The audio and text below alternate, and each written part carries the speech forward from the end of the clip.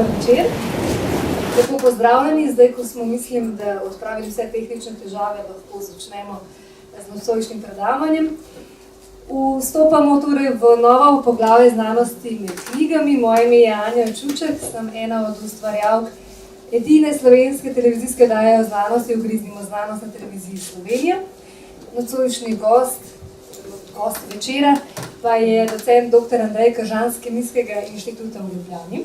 Dr. Kržan se sicer ukvarja z raziskavami o okoljskih vidikih polimerov in plastike. V zadnjem obdobju pa svoje delo posveča predvsem podpori bioplastike, uporabo in raziskavah morskih odpadkov in mikroplastike v Jadranskem morju. Nocoj bova govorila ravno o tem, kako je onesnaženo slovensko morje, zakaj je tako in katere nevarnosti predstavljajo to onesnaženost, pa predvsem kam vse to skupaj vodi. Ne?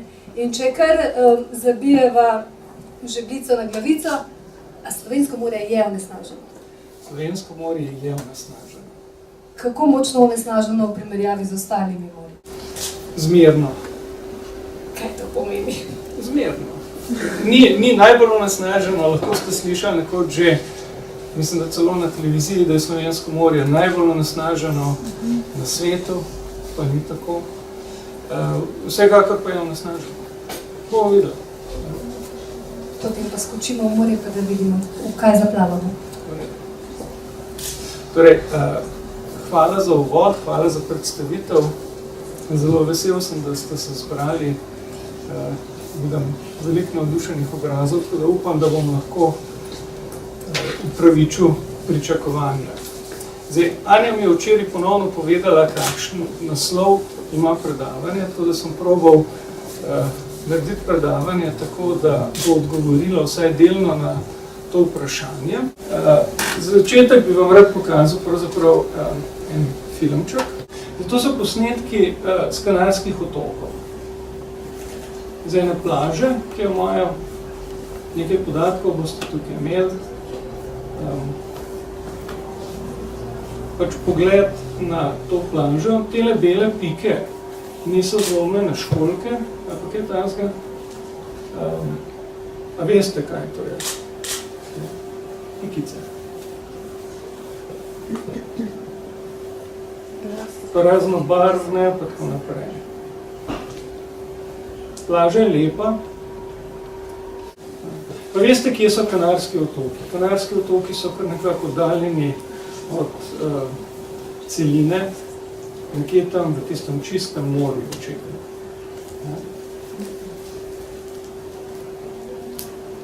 Zdaj pa tako, ne? Ko gledamo te slike, moje vprašanje vam je, ali je naše morje takšno? Gotovo ste bili na obali, na morju, ali je naše morje takšno, ali je Jadransko morje pravzaprav takšno? Ne. Ni, ne? Ne, ni. Tako da, recimo vsaj del odgovora na Anjino vprašanje, ne?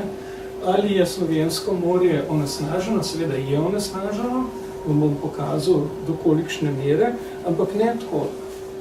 No? Tako da, morje je ena zanimiva zadeva, ki se premika skoraj da živa, bi človek rekel. Morje je ena taka zadeva, ki se premika, je skoraj da živa, prenaša onesnaženje naokrog in včasih na načine, ki jih ne pričakujemo, ali pa na mesta, tudi kjer ne pričakujemo, da bodo zadeve se pojavljale. Zdaj, da vam povem, kako umazano ali pa onesnaženo je slovensko morje, sem se odločil, da gremo skozi nekaj rezultatov, ki so bili pridobljeni tokom zadnjega desetletja pravzaprav, kjer boste dobili znanstvene rezultate, ki kažejo o tem, kako so različni deli morja onesnaženi. Začel bi z makroodpadki. Makroodpadki so tisti običajni odpadki, veliki odpadki, to so večji kosi, v tem primeru na 2 cm se je štelo kot makroodpadki. In tukaj citiram, imate napisano gor citat in avtorico Andrejo Paletinos, ki je tista junakinja, bi rekel, v Sloveniji, ki je prva začela z delom na področju morskih odpadkov in je na to temo upravila leta 2008 oziroma delala je 2007 diplomo na Univerzi v Novi Gorici, kjer je pogledala, koliko odpadkov, torej kakšna je koncentracija odpadkov na obalah. Gledala je 3 lokacije, Piran, Mesečev zaliv, Debeli rtič, in to je počela 5 mesecev. V 5 mesecih je zbrala nekaj nad 16.400 kosov odpadkov, jih pregledala, sortirala, tehtala, to je vse skupaj tehtala nekaj nad 76 kg. Če vidite tukaj dol, imate porazdelitev, torej vse skupaj je obdelala okoli 1,3 km obale po dolžini, oziroma nekaj več kot 5800 kvadratnih metrov, tako da je Andreja tukaj upravila, moram reči, zelo veliko delo, pa zelo samostojno. No in kaj je ugotovila?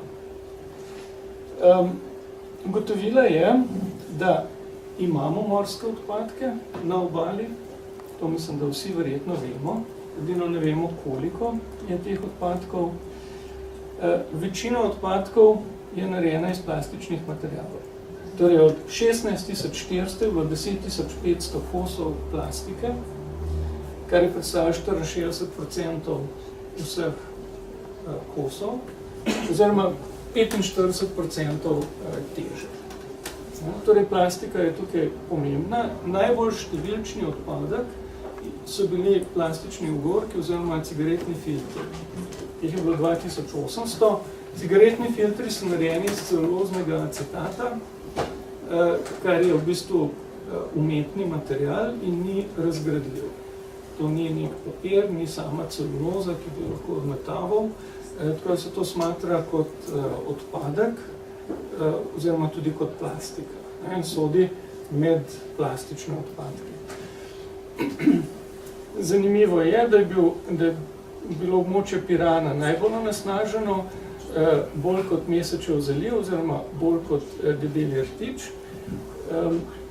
S tem, da se je nekako cenila, da Debeli rtič je manj obiskan kraj, manj turistično izpostavljen in zato potem tudi manj onesnažen. Sam se trenutek ne zmotam, ko malo bližji mikrofon. Aha. Tako Ja, to pravim. Sam gor. Ja, dobro. Aha, takole, se oproščam. Pri tem je zanimivo, da veste, slovensko obalo se dejansko čisti. Imamo službo za varovanje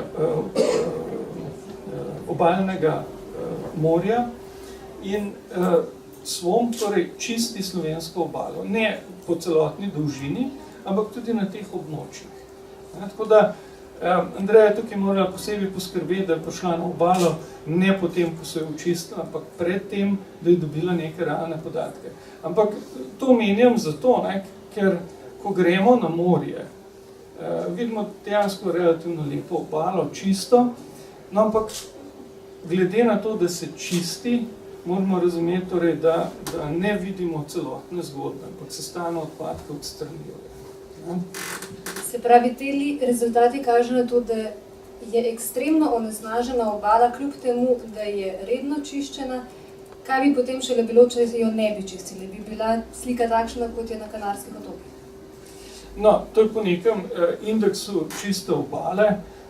To je en indeks, ki se ga uporablja, ena od opcij za oceno. Ne vem, jaz ne bi trdil, da je slovenska obala ekstremno onesnažena. Tega ne bi trdil, glede na to, da sem videl kakšne druge obale, ki se mi zdijo veliko hujše. Res pa je, da stalno prihajajo odpadki. Če ne bi čistili odpadkov z obale, bi bila količina na obali toliko večja, jasno. To je popolnoma jasno. In največja nevarnost predstavljajo cigaretni filtri? Ne največja nevarnost, to je najbolj številčen odpadek. O nevarnosti seveda se lahko govarjamo. No, torej, Andreja gledala, kaj je na obalah. Malo kasneje, to je bilo leta 2013, se je pojavila gospa Bojana Ljubec in se je odločila, da bo naredila magisterij na temo odpadkov na morskem dnu. Naredili so torej večje število potopov na 18 lokacijah po slovenski obali. To so delali v jeseni 2013. Nabrali oziroma opazili so več kot 530 kosov odpadkov na dnu in med temi recimo so najbolj pogoste pločevinke, plastenke, steklenice. Pojavljajo se tudi vrvi, vabe, torej ribiške vabe, nekaj, kar je povezano tudi z ribištvom, ampak velika večina pločevinke, plastenke, steklenice. Na kaj vas to spominja? To me spominja na verjetno zabavno druženje na obali, ki ima potem očitno posledice. Zanimivo je tudi, kaj je ugotovila v dveh delih, ker je posebej obravnavala individualne potope in čistilne akcije, je pogledala, kakšni materiali se pojavljajo pri teh odpadkih. In v obeh primerih vidite, na teh diagramih je modra nekako dominantna na obeh diagramih. Modra predstavlja plastiko, mislim, da tukaj je 47% je plastike, tukaj je 45%. Torej, spet izhaja plastika, videti pa je, torej, da se pojavlja na morju oziroma na dnu, da se pojavlja embalaža, ki jo tja enostavno odvržemo zelo verjetno skopnega. Namensko odvržemo ali pa v bistvu so to posledice zabav na plaži in potem morje to odplakne, odnese s sabo in potem potone, ker je to velik odpadek? Ja, to pa ne vem. To pa ne vem. Zanimivo je, da so našli največ odpadkov recimo v bližini pomolov, kjer se lahko tudi zadržujemo. Vem, recimo na Hrvaškem so našli podobne odpadke v velikih količinah na sidriščih, kjer se sidrajo barke, kjer je znano, da se zadržujejo barke podobne odpadke. Tako da, jaz mislim, da tukaj imamo nekaj slabih navad, verjetno se ne ukvarjamo veliko z morjem, ampak z drugimi stvarmi. Potem pa morda kaj pade, morda se kaj vrže v morje, pač gre za nepazljivost po mojem. In to do zdaj smo govorili predvsem o makroplastiki, o velikih delcih ali kombinacije? To so zdaj morski odpadki, če temu tako rečemo. No, naprej, potem, da vam predstavim, mislim, da prvi znanstveni članek na to temo, ki je bil objavljen leta 2014, to je rezultat dela na eni poletni šoli, ki se je dogajala na Morski biološki postaji, torej delu Niba v Piranu.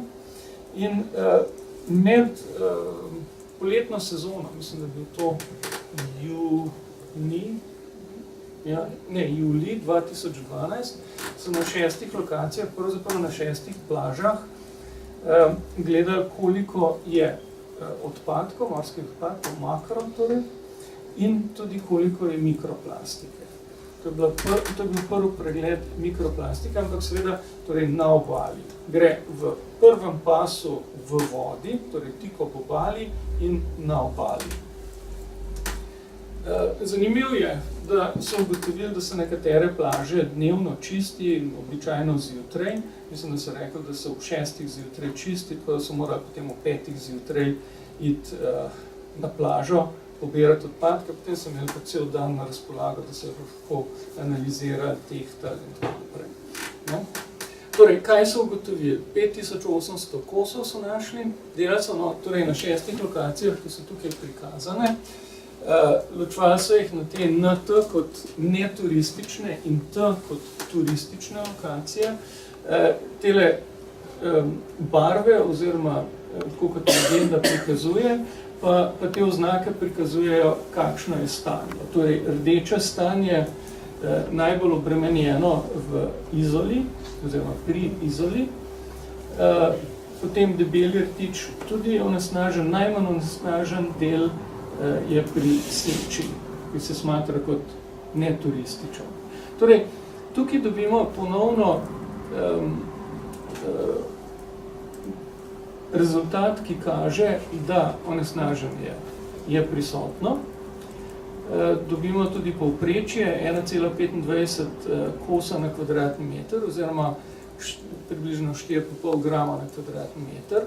Potem se da iz tega računati naprej, koliko bi to pomenilo za celotno obalo. Plastika zopet nekaj nad 60% po številu. Zanimivo, pa ne vem točno zakaj, se steklo in keramika pojavita kot večinski material pri seči in debelem rtiču. Cigaretni filtri zopet najbolj številčni. Tukaj imate spet prikazan plastike, koliko je, torej ta modri del na teh različnih lokacijah, torej seča Bele skale, Jadranska, to je pri debelem rtiču, Portorož, Simonov zaliv in debeli rtič. Razen v dveh primerih, ker se pojavi steklo v večji količini, je plastika povsod najbolj pogosta. Pogledajo se tudi, koliko mikroplastike se najde in so ugotovili, da dobiš 155 delcev na kvadratni meter, torej v vodi ob obali, infralitoralna cona, na obali pa 133 delcev na kvadratni meter. Med temi je bilo 85% vlaka. Zdaj, za mikroplastiko se običajno smatrajo delci med velikostmi 0,3 do 5 mm. Torej 0,3, to je že 300 mikronov, pa do 5 mm. 0,3 je bilo izbrano zato, ker je to v bistvu planktonska mreža običajno in te analize se delajo s planktonskimi mrežami, zato je ta nekako 0,3 ostov, postov, meja. Seveda so pa delci lahko tudi manjši in so manjši. Recimo vlakna so lahko zelo različna. Vlakna iz flisa boste imeli na primer 10-20 mikronov debela, pa seveda bistveno daljše. Pa če še sem za sekundo ustavila pri mikroplastiki, se pravi ena vrsta, če lahko to rečem, so vlakna, pa potem so kakšni granulati, fragmenti, folije, kaj sodi vse pod mikroplastiko? Mikroplastiko v osnovi delimo na dva dela, na primarno mikroplastiko, torej to je plastika, ki jo uporabljamo že kot majhne delce. Tipičen primer recimo so granulati plastičnih materialov, ki se jih uporablja pri proizvodnji izdelkov iz plastike, to so taka zrna, kot grahova zrna. Potem na primer, kje uporabljamo še majhne plastične koščke. Včasih dame to uporabljate v kakšni kozmetiki. Tudi boste včasih presenečeni, v zobni pasti se lahko pojavijo delci plastike, ne vem točno zakaj. Menda, da lepo čistijo zobe, nežno, ampak torej, tudi tam imamo lahko plastiko. To je torej primarna mikroplastika. Sekundarna mikroplastika pa nastane zaradi razpada večjih kosov plastike.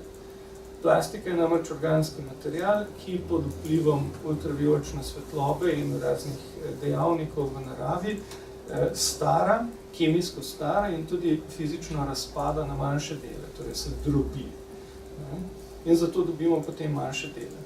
In zaradi tega potem dobimo kot mikroplastiko na obali v naravi delce, naprimer delce folij, če vam folija, vrečka ali kaj takšnega razpade, so dobili majhne koščke, recimo kroglice stiropora so pogoste, ker stiropor enostavno razpade. Morate razmišljati, da te plastični kosi se valjajo, zaletavajo, meljajo na obali, valovi jih butajo in seveda ta stvar razpade in dobivamo vedno manjše koščke. Je pa nekaj pri mikroplastiki, če na njo nisi pozoren, jaz sem rekel, je to od 0,3 do 5 mm velikost, pa če te mikroplastike ni toliko ravno, kot so kazale slike s Kanarskih otokov, je v bistvu niti ne opaziš. Ne vem, če vi to opazite, ko ste na morju. Ne? Jaz vabim vse, ko boste na morju, pač vam bo mogoče malo dolg čas, da malo pobrskate, malo pogledate okoli. In sem skoraj prepričan, ostavil bi, da boste našli plastiko. Tudi če prej niste opazili, tudi če je obala silno lepa, čista in ne vem kaj, ko malo pobrskaš, najdeš. Žal. Dokler ne iščeš, nič ne vidiš. Tako da mi je žal, če sem vam pokvaril zdaj uživanje na morju, ampak pač tako je. Poglejte, ste videli. Torej, delci folij, razni drobci, deli pen, to je zelo pogosto, pa vlakna se dela. Vlakna od vrvi, od obleke in tako naprej. Tako da so lahko zelo majhni kosi. Če gremo naprej, zdaj tukaj je nekaj novejših rezultatov. Tukaj sem bil jaz tudi udeležen za skupino študentov z Univerze v Novi Gorici in smo gledali prav mikroplastiko, ampak na morski površini. Torej, del plastike ima nizke gostote, oziroma gostote nižje kot morska voda in torej plava. Del plastike pa seveda ima višje gostote in potone na dno. Zato boste imeli pravzaprav v vseh delih morskega okolja plastiko. Običajno je, da se gleda, koliko je mikroplastike na morski površini. To se dela, kot sem rekel, z plavajočo, ponovadi manta mrežo. Manta se reče tej mreži, ki jo vlečemo po površini morja, potem beležimo, kje smo, kako daleč, kakšno hitrost in tako naprej to delamo. Zdaj, na tem zemljevidu je prikazano, to je slovenska obala, pa poti, po katerih smo nabirali to plastiko. Zdaj, kaj smo ugotovili? To smo delali od decembra 2012 do avgusta 2014, 4 datumi v tem 20-mesečnem obdobju. Naredili smo 17 meritev, torej 17 vzorcev. Ko te vzorce nabereš, imaš potem še kar nekaj laboratorijskega dela, da iz vse trave pa vsega, kar nabereš skupaj, ven spraviš delce in če rečemo, da gremo do 300 mikronov, to pomeni, da delo poteka potem tudi pod mikroskopom. Stereomikroskope se uporabljajo in običajno so študente delali v timu 2, tako da najprej en pregledal, potem pa še drugi, tako da se en za drugim preverjali. Zdaj, v vseh vzorcih smo našli mikroplastiko in moram reči, da ko sem že z eno skupino prej, leta 2011, začel prve meritve mikroplastike v Slovenskem morju, takrat sem bil še prvič, ko so šli na morje, sem bil malo skrbeh, kaj če ne dobijo mikroplastike. To je bil njihov projekt skupinski, in morajo imeti nek rezultat. Veste, sej, tudi nič je rezultat, sem bolj slab. Težko napišeš poročilo o tem, da nisem nič našel. Ampak, ko so prvič prišli z morja, pa smo samo pogledali takole vzorce, kako izgledajo, je bilo popolnoma jasno, da je vsaka skrba preč. V vsakem vzorcu smo vedno dobili mikroplastiko. In to je tudi v lepem morju, lepem čistem morju, kjer nič ne vidiš. No, v tem setu rezultatov, ki so tukaj uporabljeni, sem bil jaz pravzaprav zelo začuden, oziroma tudi nekako slabe volje, nisem vedel, kaj bi s temi rezultati počel. Zakaj? Zato, ker sicer so našli ogromen delcev, 6000 pa nekaj, delcev v teh 17 transektih. Potrdili smo, da gre za plastiko, za spektroskopijo, ampak problem je bil v tem, da smo imeli silno velik razpon koncentracij. Tukaj je napisan 3,1 milijonov na kvadratni kilometer do 14 000 na kvadratni kilometer. In zdaj, meni je bilo popolnoma jasno, kaj se dogaja. Vem, sem bil v laboratoriju in enkrat nisem mogel verjeti, oni so kar delce nabirali, kar ven so jih imali. In to je bilo 100 delcev. Kaj je zdaj to? Kaj se je zgodilo? Potem enkrat proti koncu semestra so pa našli, ne vem koliko, 50 delcev vse skupaj. pa spet, kaj je za jaz, so že nehali se ukvarjati s tem, se jim nalog več, se jim misli že utavale na počitnice, kaj se jim, ne. Jaz sem gledal te rezultate, nisem pojma, kaj je z njimi pravzaprav početi, zato ker jih nisem znal nikako razložiti. Glejte, lokacije niso tako zelo različne, ne, in če sem enega smisla ni stvar imela. In sem gledal, to je obuk, kaj smo s tem narediti. Lahko smo poročilo naredili, ampak kaj je zdaj s tem naprej. Tako, mimogrede, tukaj je še prikazan nekak razpored velikosti teh delcev. Tukaj med 2 in 3 mm je vrh. Ne? Torej, izgleda zelo lepo porazdelitev. Ne?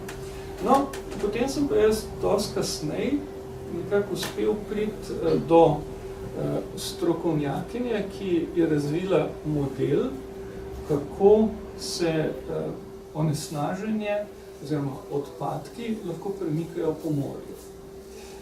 Preden grem na tisto sliko, mogoče še ena zadeva je tukaj omenjena, torej povprečje je 406 000 delcev na kvadratni kilometer. To je relativno visoka številka.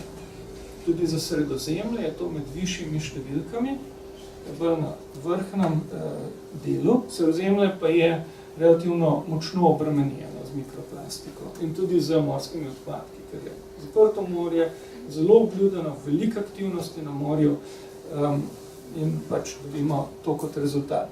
Ampak omenil bi 406 000 delcev, ko pogledaš, kakšna je povprečna masa teh delcev. In tukaj morate razumeti, so zraven tudi vlakna, zelo majhna vlakna, to vse skupaj nanese 2 grama. Veste, in seveda, če rečeš, dobro, 2 grama delcev imam po 1 kilometru, lahko rečeš, ja, se to ni nič. Ja, se strinjam, tega verjetno niti ne opaziš.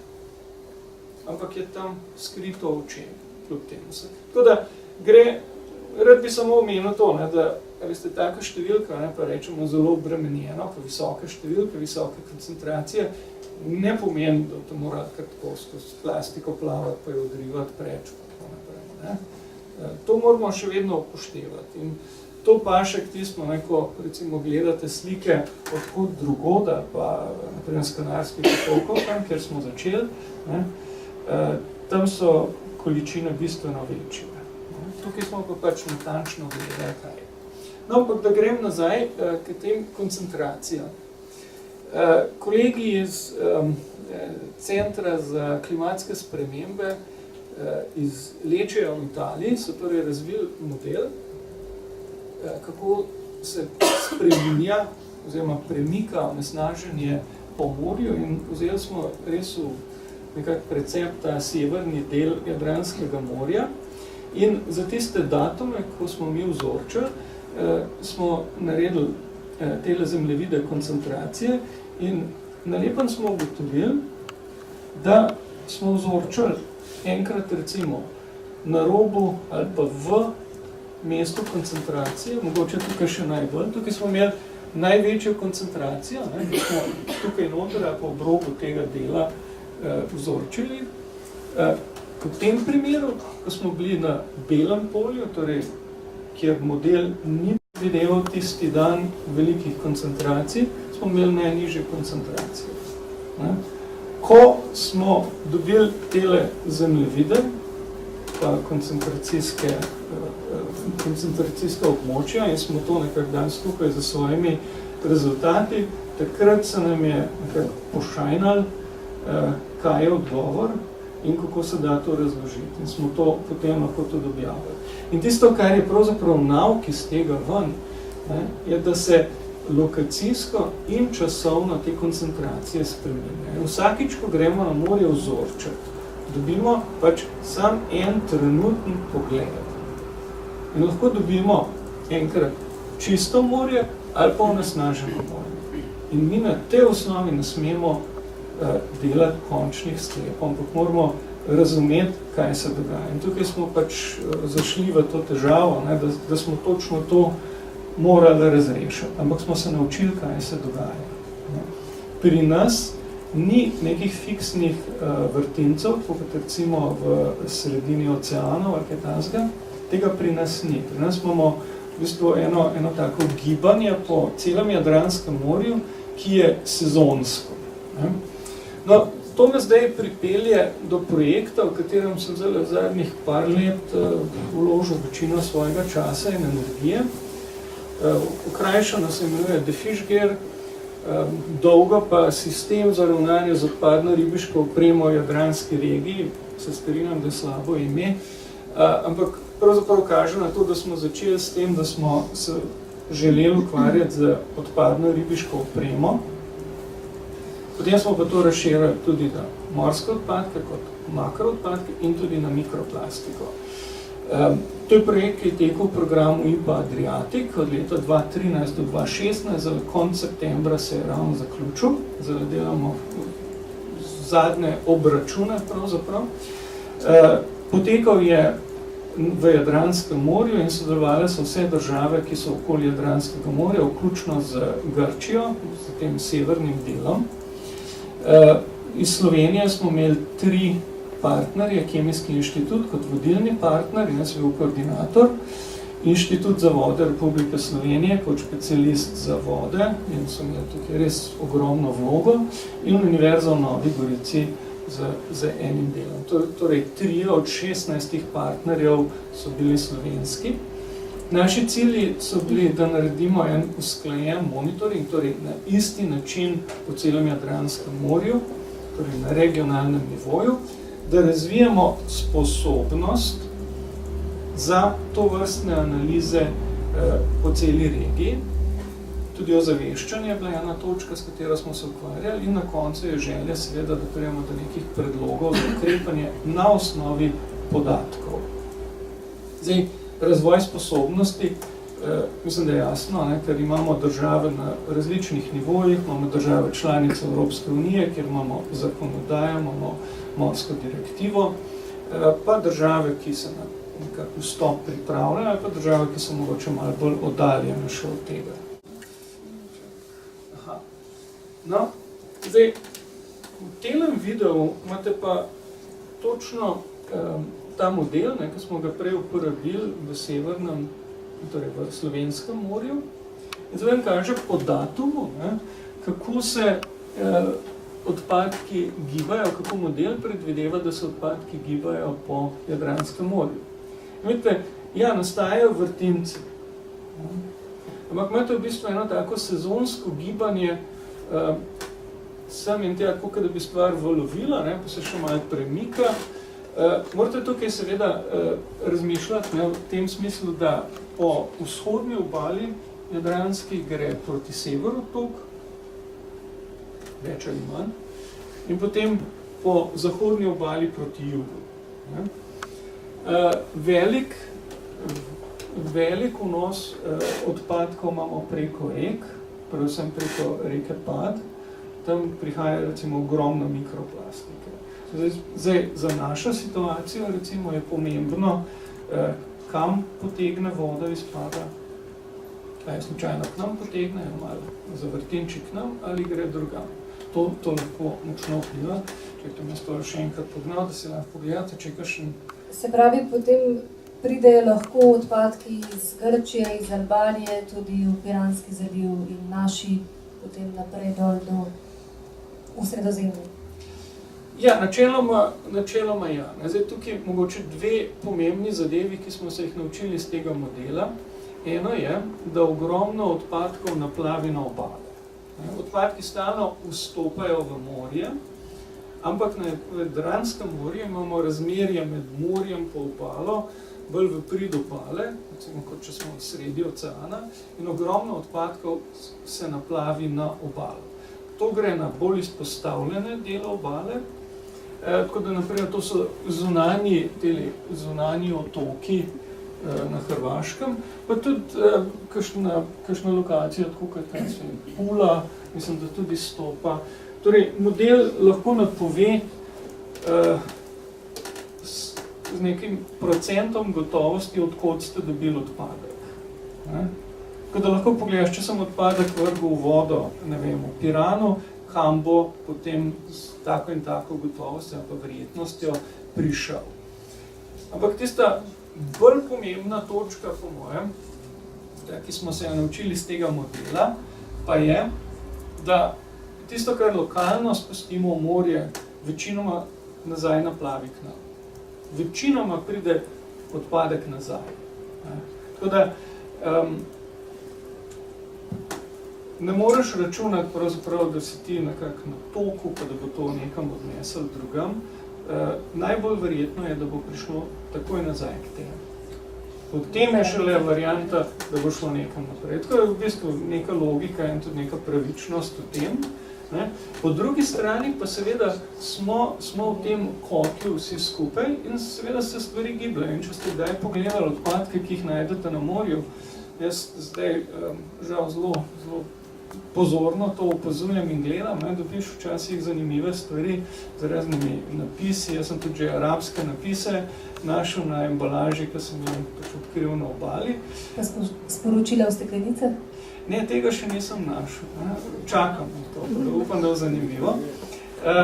Ampak tega bi bili veseli. Ampak če vidiš nekaj recimo z arabskim napisom, spet ne veš, ali je to nekdo slučajno odvrgel z ladje, ali je to preplavil. Ti ne moreš kar reči, to je preplavil. Ulej, da če je prišel iz Libanona. Ne moreš kar tako reči. Zato, ker ne veš. In v bistvu nam ta model malo pomaga, da take zadeve razumemo.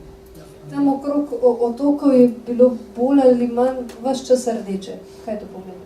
Okrog Jadranskih otokov, tam Hrvaška. No, pa ni stalno, se premika gor in dol. Hrvaški otoki, te južni ali pa zunanji, so zelo na udaru. Ogromno obale je, da lahko tja zaide, pa spet nekako se ujame. Je pa nekaj prehodov, tukaj imate recimo en tak vrtinec, par prehodov imate. Tudi vidite, recimo sezonsko pri nas za vrtinči morje. To je seveda... Ampak pravzaprav to, da naplavi na obalo, bi si laično mislili, da je to bolje, ker je to lažje odstraniti potem kot iz morja. Ja, to je ena specifika, ki jo imamo mi, seveda. Lahko rečemo, super, naplavi odpadke na morje, jih tam lahko poberemo, pa torej čistimo morje. Situacija je seveda drugačna kot v vrtincu sredi Tihega oceana, naprimer. Ampak pomembna točka je, ne samo, da čistimo, ampak predvsem, da ustavimo vstop novih odpadkov v morje. To je tisto, kar bi morali doseči. Ker ste se včasih je luštno imeti kakšne čistilne akcije, pa se malo družiš, pa še nekaj koristnega narediš, pa tako naprej. Ampak to je vse pač krpanje nečesa, kar stalno pušča. Mi bi morali preventivno delovati, da zmanjšamo vnos odpadkov v morje.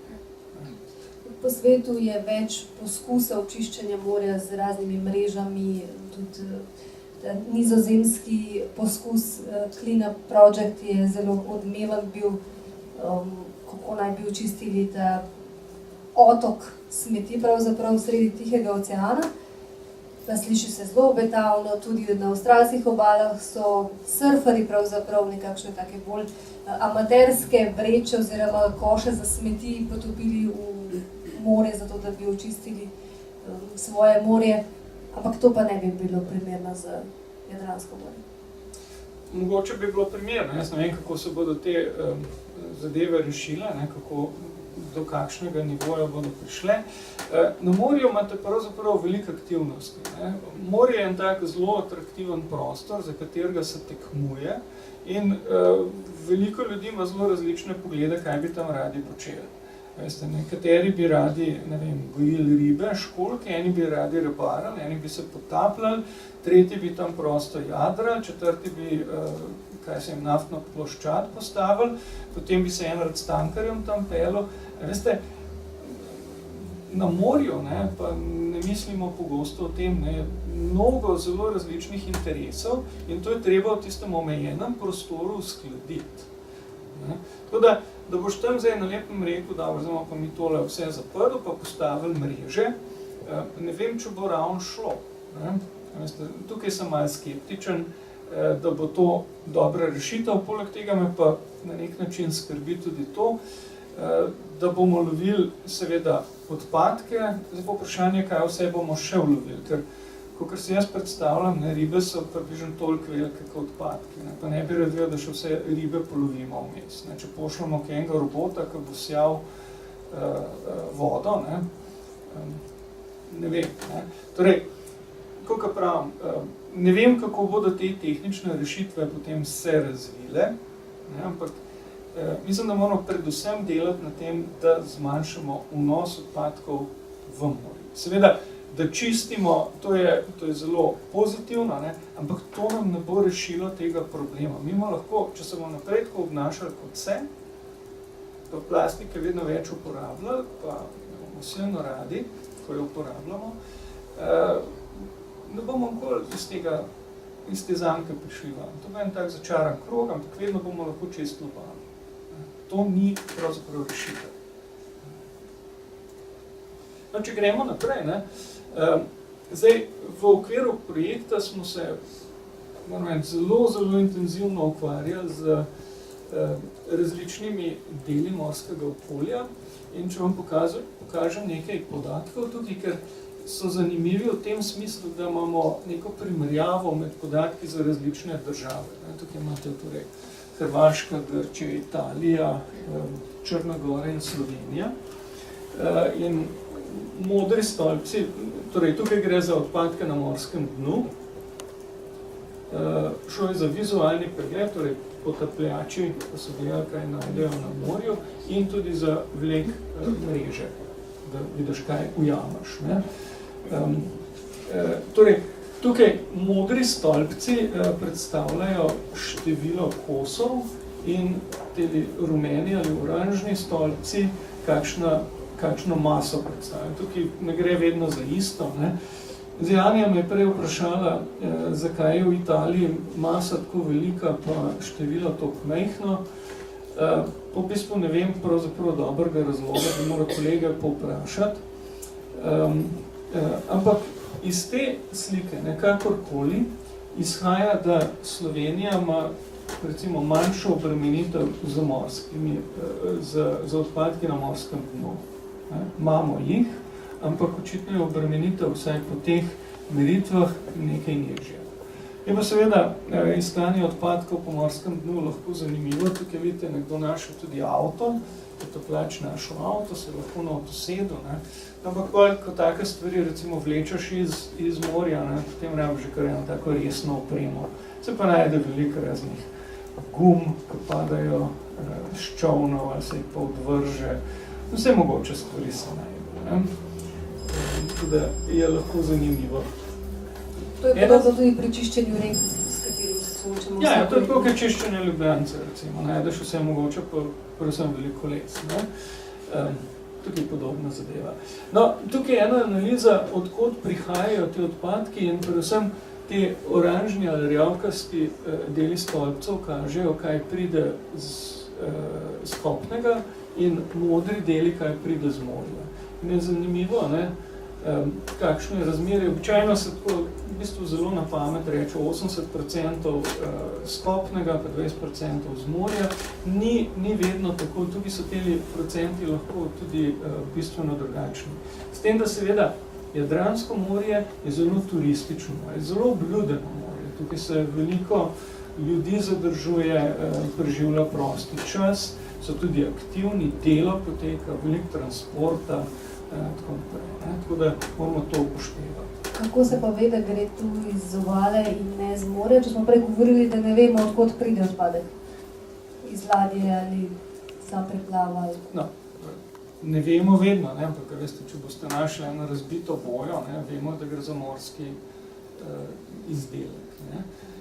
Če boste našli vrv, ribiško vrv, ste ponovadi pride z ladje in tako naprej. Tega imaš relativno dosti, da veš, kaj je. Če gre za, recimo, gajbico, zelo verjetno je šla z ribiške ladje dol. Avto pa lahko pride z obale ali pa s trajekta. Naprimer.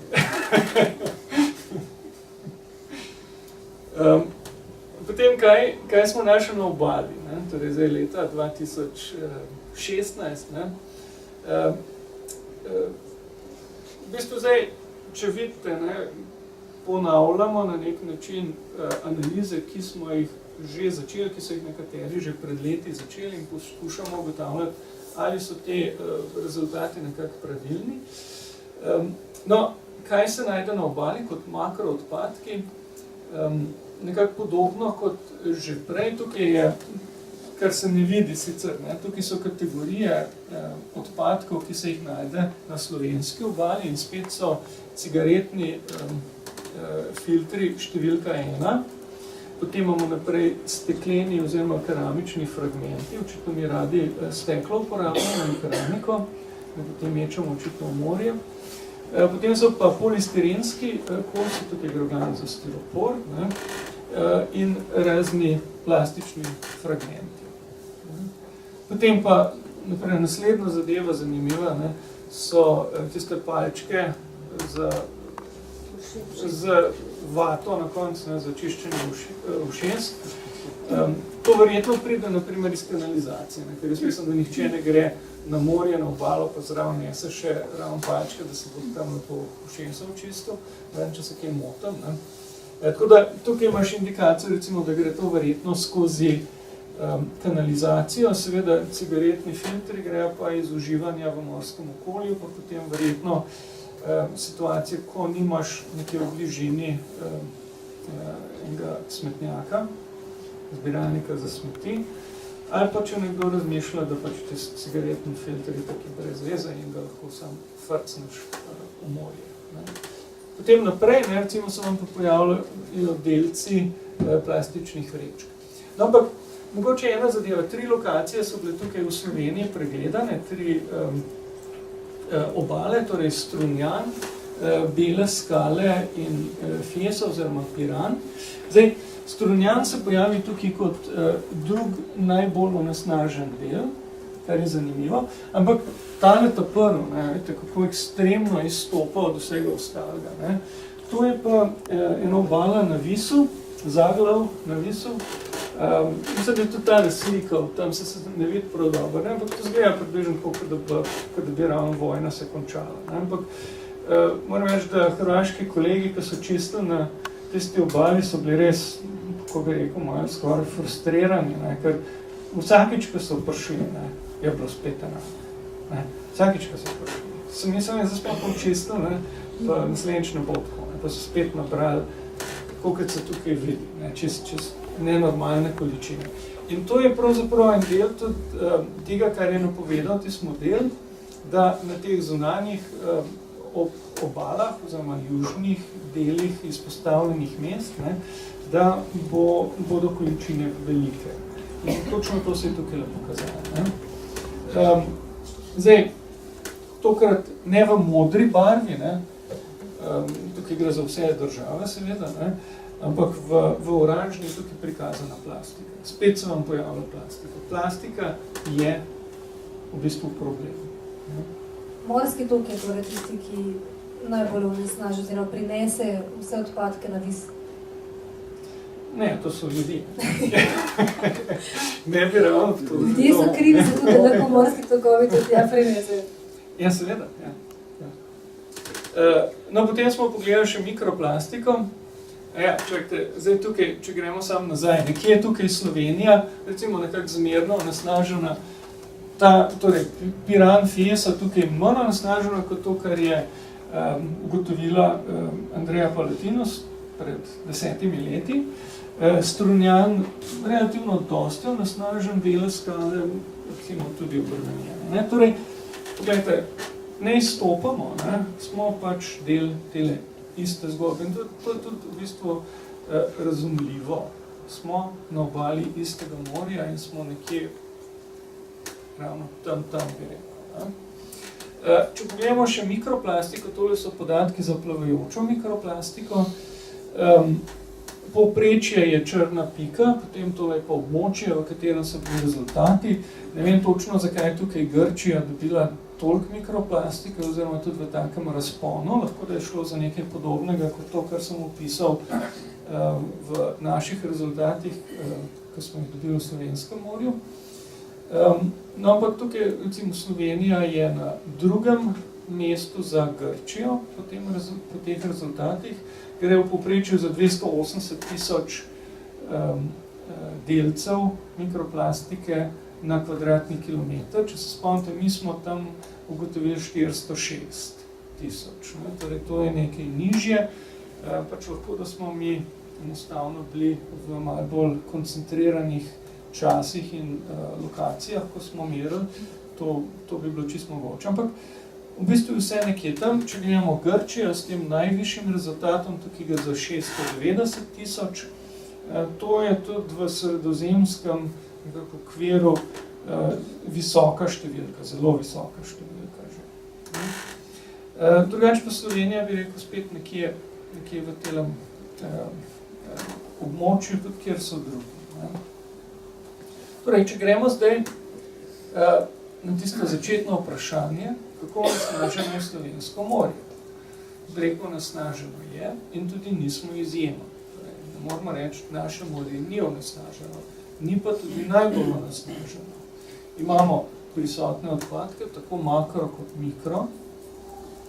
Zdaj imamo rezultate, da vemo vsaj tako okvirno, kje smo z temi količinami, kakšne odpadke imamo. In to je pomembno, da potem lahko naprej razmišljaš, kaj bi s tem počel. Mikroplastika je prisotna v relativno visoki koncentraciji, torej tukaj smo obremenjeni. Z makroodpadki je videti kot nekaj manj. Recimo, če gledamo podatke o odpadkih na dnu, nekaj manj. In tudi občutek, recimo, ko iščeš Slovensko morje, pogledaš, kakšna je situacija, tudi če malo gledaš te zadeve, ne?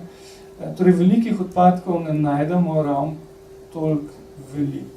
Sem navajen tudi, kaj sem na Hrvaško obalo, ko greš res nekam malo bolj na samo, ne? Pa kjer se ne čisti obale, dobiš lahko zelo grde prizore. Sicer na lepem morju, ampak grde prizore.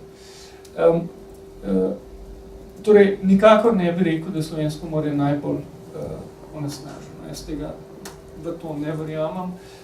Pa tudi bom rekel, zakaj ne. Ne samo v nekak jadranskem okviru, ampak tudi v svetovnem.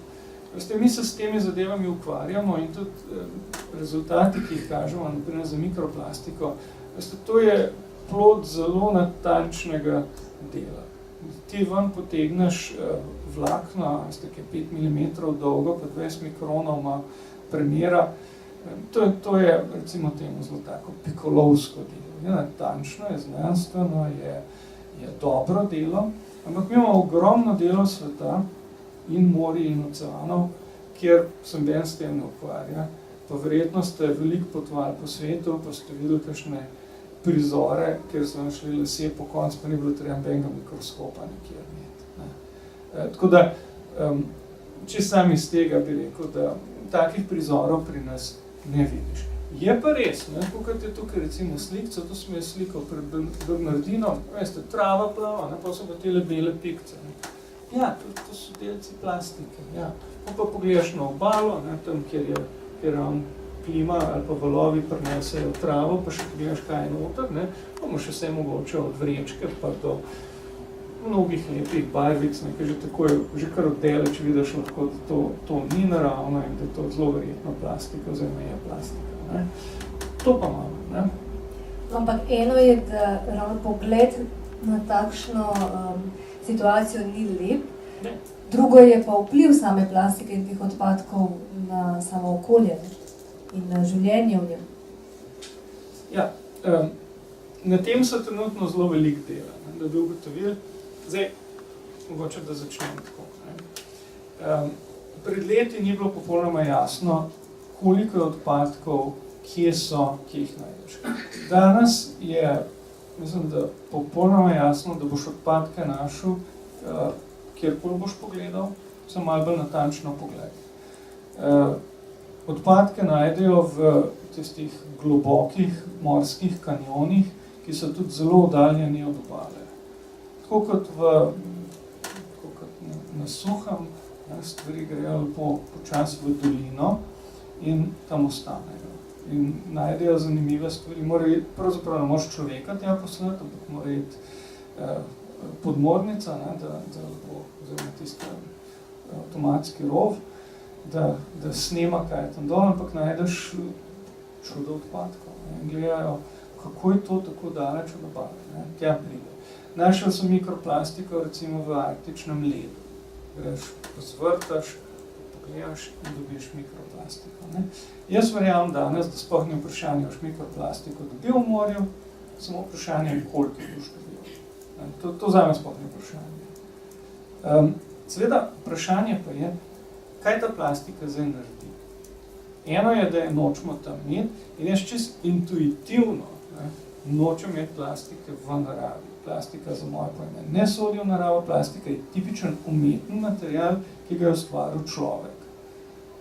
Veste, kovina ni takšna, keramika ni takšna, les ni takšen, plastika je neka izjema med materiali. To je material, skupina materialov, ki jih je ustvaril človek. Narava jih ne pozna. Plastika obstaja manj kot 200 let, narava se na to ne more privaditi. Nima poti, kako recimo, sprejeti, obdelati, razgraditi te materijale. In jaz teh materijalov čisto intuitivno v naravi ne bi želel imeti. Kaj seveda pa ta narava, kaj ta plastika naredi, pa drugo vprašanje. Ne? Zdaj, seveda, makroodpadki, če imaš vrečke, vrvi, predvsem kakšne mreže, ki plujejo prosto po morju, so nevarnost za živali. Stotine vrst živali lahko prizadanejo take odpadki in jih tudi ubijejo. Zapletajo se vanje, lahko jih pogoltnejo, požrejo. Recimo ptiči zelo radi jejo neke majhne barvaste kose plastike, to se je velikrat že videl. To radi jejo, nekako jih spominja verjetno na hrano, vsaj določene vrste ptičev, torej se najejo plastike, si zabašajo prebavni trakt in potem izstradajo in umrejo. Čisto enostavno. Tega je relativno dosti in to je en direkten vpliv. Za mikroplastiko je mogoče nekaj drugega zanimivo. Eno je, da ribe zamenjajo mikroplastiko za kakšno naravno hrano, ki jo sicer jejo in tudi zaužijejo mikroplastiko, torej majhne plastične delce. In ko se gleda ribe, ko se jih secira in tudi nekaj tega smo delali, dejansko delce najdeš. Ni, da jih ne najdeš. Ostanejo seveda v prebavilih in tukaj je vprašanje bolj, ali se prenesejo preko te poti lahko onesnaževala, kemikalije, ki so vezane na plastiko. Plastika je namreč bolj hidrofobna kot naravno okolje in se določene kemikalije, recimo pesticidi, take zadeve, vežejo na površino te plastike ali pa tudi, recimo, že grejo v notranjost te plastike. Ko riba to pogoltne, ali se te kemikalije sprostijo. Recimo, to je eno vprašanje, ker po tej poti imaš potem vstop v prehranjevalno mrežo. Tudi do nas gre. In zanimivo je, recimo Italijani, ena italijanska skupina, so našli torej delce plastike v ribah, ki se prehranjujejo z ribami. Torej ne s takimi, ki jejo plankton ali pa iščejo hrano po dnu med algami in tako naprej, ampak ki se prehranjujejo z ribami. Kar pomeni, da so že zaužili ribe, ki so imele v sebi plastiko. To je zdaj nekaj, kjer je veliko spekulacij, veliko različnih nekak idej, ampak tukaj se ogromno dela trenutno raziskovalno, da bi se ugotovilo, kaj se dogaja in kako vpliva. Ker druga pot pa je, da lahko rečeš, dobro, plastika je tam vse inertni material, kot vsak pesek ali pa vsak les, in kaj pol. Ampak ne vemo, trenutno tega odgovora nimamo. Jaz smo ugotovili, kakšna je pojavnost, kakšne so količine, da to najdemo, kakšen učinek se trenutno raziskuje. Morate razmišljati tako, da 15 let nazaj sem ven v bistvu s tem ne ukvarjal. Ta stvar je zelo rapidno se razvila in smo na lepem ugotovili, kaj smo naredili. Zdaj pa iščemo naprej. Kdo onesnažuje? mogoče ni. Ni ne tok, ni ne morje, niso ne odpadki. Vem, da ne maramo tudi plastike včasih, ne, ampak kljub temu to smo mi. In to smo mi vsi in jaz bi to slabo novico vsem sporočil, ne, pa dajmo se enkrat soočati s tem, da gremo lahko potem naprej pa nekaj naredimo. Razlogi. Veste, če vprašate, zakaj ljudje odmetavajo odpadke, jaz mislim, da ne namenoma. Ne. Zelo redko koga najdem, ne, ker reče, jaz bi pa res rad imel umazano morje, pa veliko odpadkov. Ne. Mislim, da jaz ga še nisem srečal. Vsi bi radi imeli lepo okolje, pa zdravo okolje, pa ne odpadkov, pa ne vem kaj vse. Ne. Pa kljub temu odpadki so. Zakaj to delamo? Včasih smo malomarni, včasih smo nepazljivi, včasih ne vemo pravzaprav, kaj točno počnemo in kaj je potem v naslednjem koraku posledica naših dejanj. Jaz mislim, da ne gre za res načrtno delo. In jaz mislim, da je ljudem pač treba pomagati, da to doumemo, pa da se začnemo mogoče malo bolj obnašati. Gre tudi za čezmejni problem, kot sem rekel, Jadransko morje je tukaj en velik kotel, mi smo v tem skupaj in karkoli dajemo noter, pa katerikoli od nas, pa tudi naših sosedov daje not, nekaj od tega bomo tudi mi dobili. In moramo to skupaj reševati. Ker jaz mislim, da tak način, ne, da se to regionalno, vse v takem zaprtem okolju, absolutno, da je to absolutno prava pot. Kaj lahko storimo? Anja, je to naslednjo vprašanje. Jaz mislim, da ne kadimo več, ne? To smo ugotovili zdaj. Ne vem, koliko je se bo to strinjalo z mano. Potem ne bomo več nosili nobenih flisov, ker kot smo se pogovarjali iz pralnih strojev s pranjem na leto v morje zanesemo približno toliko vlaken, da bi z njimi lahko pokrili 3 nogometna igrišča v Stožicah. Nimamo več tovornih ladij, pravzaprav ukinemo proizvodnjo plastike in potem je ne bomo mogli več metati v morje. Ja, če ste pripravljeni nazaj v kameno dobo, ja, seveda, se lahko plastike odpovemo. Jaz mislim, da to ni opcija sploh. Vi samo razmislite, kje imate danes plastiko, jaz mislim, da se je ne moramo pogledati. To je moja trditev, pa se lahko o tem bolj še kasneje pogovarjamo. Ne? Kaj lahko poleg tako idealnih pristopov, kot jih Anja naredimo? Jaz mislim, da imamo na voljo kar dosti enostavnih ukrepov. Res enostavnih zadev, ki jih ni težko narediti, ne rabimo, ne vem, kakšnega kompliciranja to naredimo. Dam primer. Ne? No, torej, ena zadeva je izboljšano ravnanje z odpadki, da imamo večji zajem, pa manjše izgube, čisto enostavno. Ne? Ampak kako to doseči?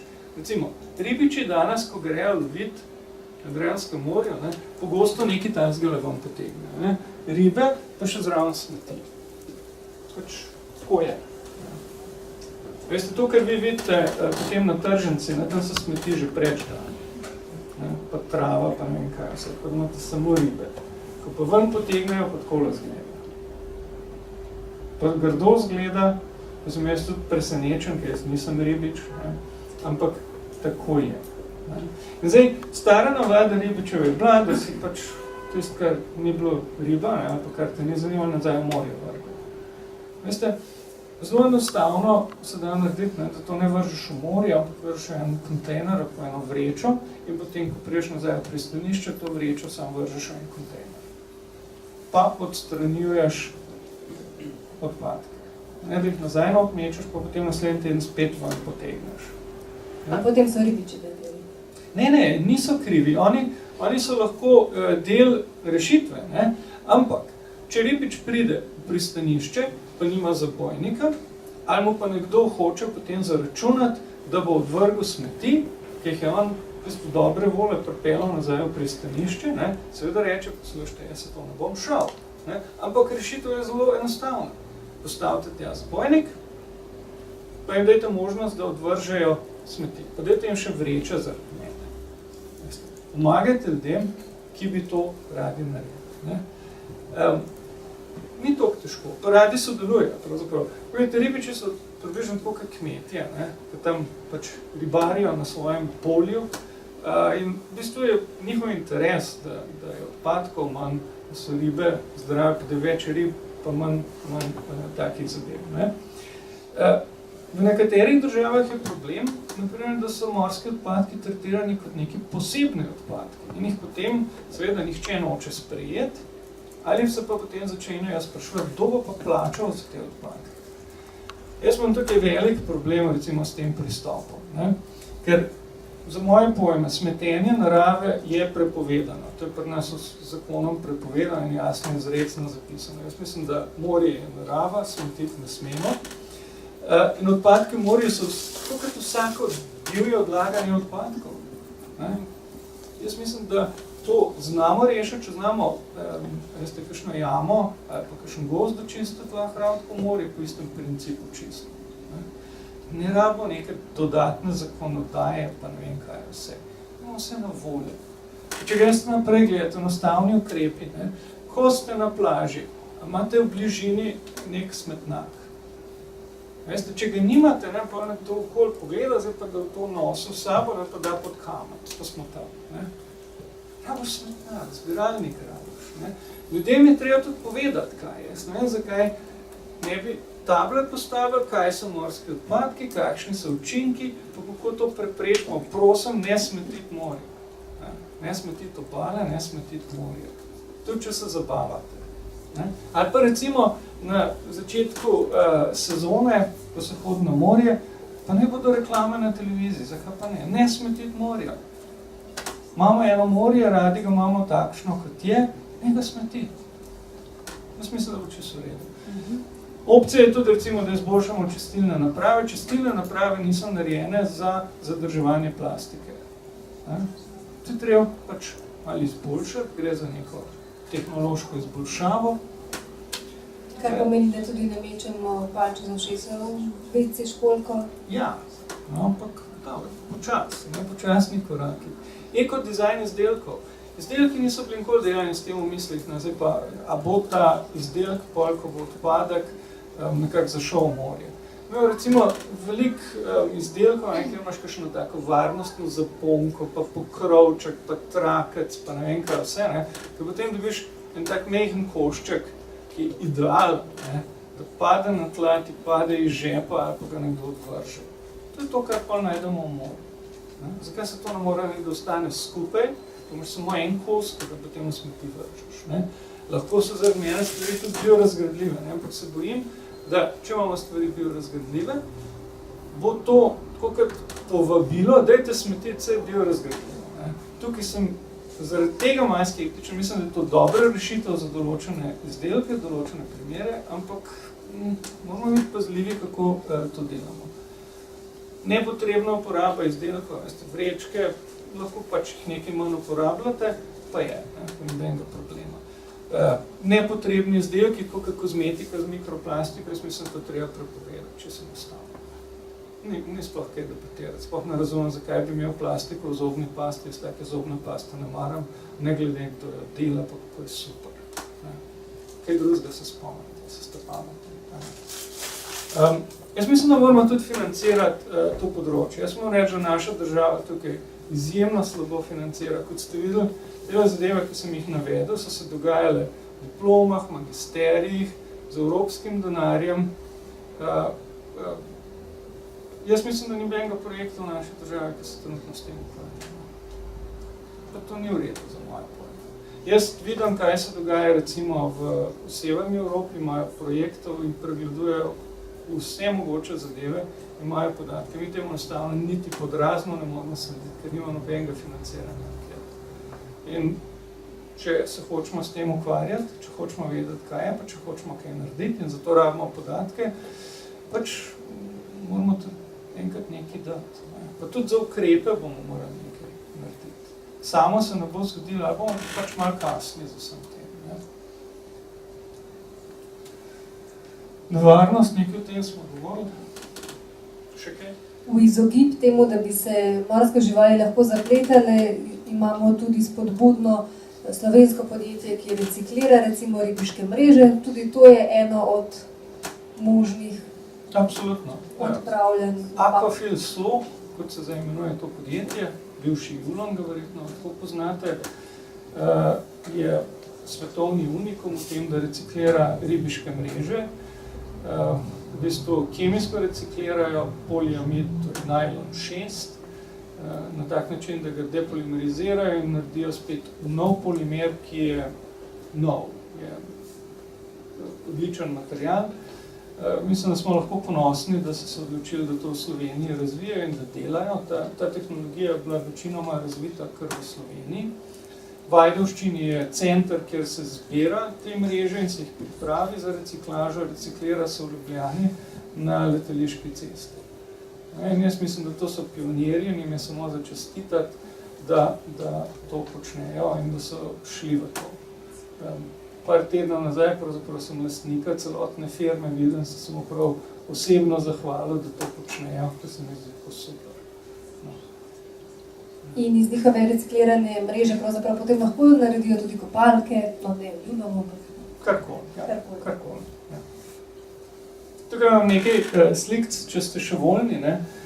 Z kolegi z biotehniške fakultete smo izpostavili vodne bolhe tem vlaknom iz flisa, ko smo jih še malo zmleli, ko so bili še malo manjši.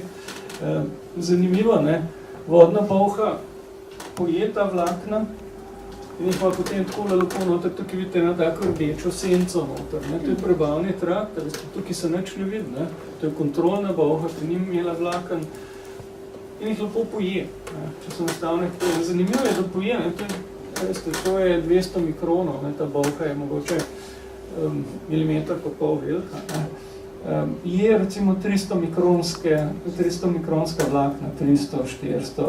Našli smo celo več kot milimeter dolgo vlakno, ki ga je nekako uspela bolha pojesti. Izgleda, ta vlakna nekako se ujamejo v prebavnem traktu in ga napolnijo in poveča se pravzaprav umrljivost potem teh bolh.